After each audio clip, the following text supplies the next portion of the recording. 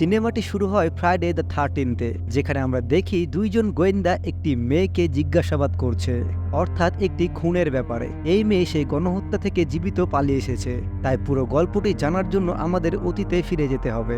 গণহত্যাটি ঘটে একটি আর্কেডে যেখানে গেম খেলা হয়। এর ম্যানেজার ছিল টিম এবং তার দুইজন কর্মচারী ছিল।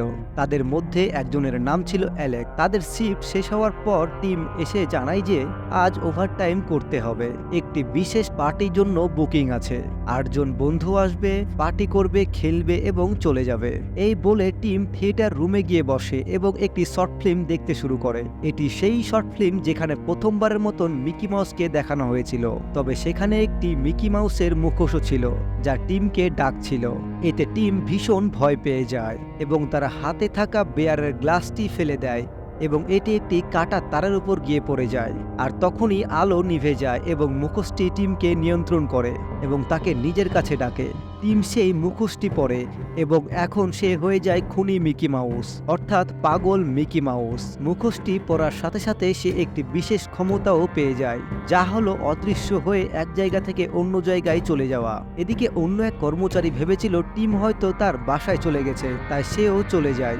এখন পুরো আর্কেডটি অ্যালেক্স একাই সামলাচ্ছিল। কিছুক্ষণ পরে সে গেম খেলতে শুরু করে এবং একা একাই মজা করতে শুরু করে। আর তখনই একটা ফোন বেজে ওঠে এবং সে ফোনটি ধরে, কিন্তু কেউই কথা বলে না। আসলে টিম অর্থাৎ মিকি তার সাথে খেলা করছিল। সে একটি বাঁশির শব্দ শুনতে পায় এবং সেই শব্দ অনুসরণ করে মিকির কাছে পৌঁছায় এবং মিকি তখন দরজা লক করে চলে যায় এবং তাকে দেখে অ্যালেক্স দৌড়ে পালিয়ে যায়। আর ঠিক তখনই তার বন্ধুরা তাকে সারপ্রাইজ দেয়। এই বন্ধুরাই আসলে তার জন্মদিনের পার্টির জন্য বুকিং করেছিল। যদিও অ্যালেক্সের জন্মদিন কয়েক সপ্তাহ পর ছিল, তবুও তো তারা বন্ধু এবং পার্টির আয়োজন করেছিল মার্ক। মার্ক ছোটবেলা থেকেই অ্যালেক্সকে পছন্দ করত এবং তার অন্যান্য বন্ধুরাও অ্যালেক্সের সাথে বন্ধুত্ব করেছিল। এদিকে মার্কাসের 2 বন্ধু সিনেমা দেখতে যাচ্ছিল এবং যাওয়ার আগে তার এক বন্ধু বলেছিল, আমি তাড়াতাড়ি ফিরে আসব। এটি শুনে মার্কাস হাসতে শুরু করেন, কারণ এটি একটি ভৌতিক সিনেমায় বলা উচিত নয়। কারণ একটি ভৌতিক সিনেমার নিয়ম হলো যে কেউ এমন কথা বললে সে আর ফিরে আসে না, এবং ঠিক এই ঘটনায় সে বন্ধুদের সাথে ঘটে। মিকি সেই 2 বন্ধুর প্রাণ নেয় যারা সিনেমা দেখতে গিয়েছিল।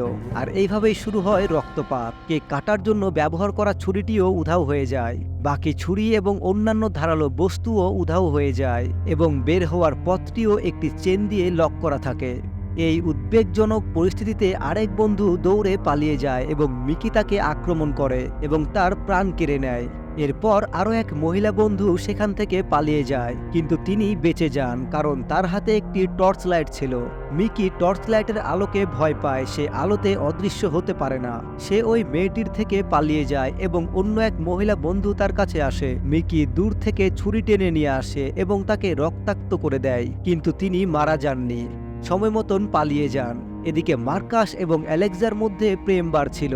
তার বন্ধু এসে তাকে বলে যে পরিস্থিতি একটু সিরিয়াস হয়ে যাচ্ছে, এখানে অনেক বড় একটি বিপদ ঘটেছে। এটি শুনে অ্যালেক্স অফিসে গিয়ে পুলিশকে কল করতে যায়, কিন্তু মিকিও তখন কম্পিউটারের সামনে বসেছিল। যখন সে পুলিশকে কল করে তখন ওর মধ্যে থেকে মিকি কথা বলছিল এবং আরো অনেক মানুষকে হত্যা করার জন্য সে পাশে থাকা একটি বারে চলে যায়। একে একে সবাইকে হত্যা করে সে আবারও ফিরে আসে। এরপর সে অ্যালেক্সার বন্ধুর কাছে যায় যে খুব আরামে বসেছিল, কিন্তু তখন মিকি তাকে ধরে নিয়ে গিয়ে রাইডারের চাকার মধ্যে ফাঁসিয়ে দেয়। অ্যালেক্স, মার্কাস এবং তার 2 বন্ধুর মৃতদেহ পায়। তাদেরকে দেখে এটি পরিষ্কার হয়ে যায় যে এখন এখান থেকে বের হওয়া খুবই জরুরি এবং সবচেয়ে গুরুত্বপূর্ণ ব্যাপার হলো আলাদা না হওয়া। এক মহিলা বন্ধু খুব আরামে একটি ভিআর গেম খেলছিল, তখন সেখানে মিকি মাউস আসে এবং তার সাথে অদ্ভুতভাবে খেলা শুরু করে। 3 জন আবারও প্রধান এক্সিস্টে পৌঁছে যায়, কিন্তু মিকি আগে থেকেই বাইরে দাঁড়িয়েছিল। তখন একটি পরিকল্পনা করা হয় যে ফায়ার অ্যালার্ম বাজানো হলে ফায়ার ব্রিগেড ফোন না করেই চলে আসবে এবং আমরা সবাই বেঁচে যাব। কিন্তু এই পরিকল্পনা করার সাথে সাথেই সে তার আলাদা হওয়ার নিয়মটা ভুলে যায় এবং অ্যালেক্স তাদের থেকে আলাদা হয়ে যায়। সে গিয়ে অ্যালার্ম বাজায়, কিন্তু মিকি তার বন্ধুর গলা কেটে দেয় এবং তাকে নির্মমভাবে হত্যা করে। এদিকে মার্কাস স্পিকার দিয়ে বলছিল যে ছাদে চলে যাও, কারণ ফায়ার ব্রিগেড আসতে পারে। তাই 2 বন্ধু সেই দিকেই দৌড়াতে শুরু করে, কিন্তু মিকি মেয়েটির পা কেটে দেয় এবং অন্য বন্ধুকে হত্যা করে। এদিকে অ্যালেক্স অ্যালেক্স আবার তাদের কাছে ফিরে আসে এবং ভাবছিল এখন কি করা যায়। তখন মিকি বেরিয়ে যায় এবং অন্য এক বন্ধুকে হত্যা করে। অ্যালেক্স হত্যাকারীকে খুব কাছে থেকে দেখে, তাই সে বুঝতে পারে যে হত্যাকারী টেলিপোর্ট করতে পারে, কিন্তু টর্চ লাইটের আলোতে নয়। যখন সে ভাবছিল কি করা যায় আর তখনই মিকি আসে।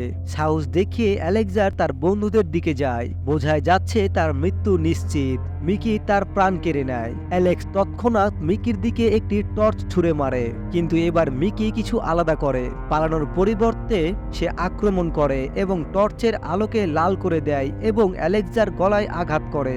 অ্যালেক্সার মৃত্যু ছিল খুবই নির্মম এবং এখন মিকি কয়েকজন বেঁচে থাকা বন্ধুকেও ছাড়বে না, সে তাদেরও মৃত্যুর ঘুম পাড়াবে। এবং এই ভয়াবহ সমাপ্তির সাথে এই গল্পটি এখানেই শেষ হয়। তো বন্ধুরা, এই ছিল আজকের সিনেমাটি কেমন লেগেছে তা অবশ্যই কমেন্ট বক্সে কমেন্ট করে জানাতে ভুলবেন না। যদি ভালো লেগে থাকে তাহলে একটি লাইক এবং অন্য বন্ধুদের সাথে অবশ্যই শেয়ার করুন। আপনি যদি আমাদের চ্যানেলে নতুন হয়ে থাকেন তাহলে অবশ্যই সাবস্ক্রাইব করে পাশে থাকা বেল নোটিফিকেশন বাটনটি অন করে দিন। আর আপনি যদি সাবস্ক্রাইব করে থাকেন তাহলে আপনাকে অসংখ্য অসংখ্য ধন্যবাদ। তো দেখা হচ্ছে পরের ভিডিওতে। ততক্ষণ পর্যন্ত স্ক্রিনে থাকা যে কোনো একটি ভিডিও এনজয় করুন। ধন্যবাদ।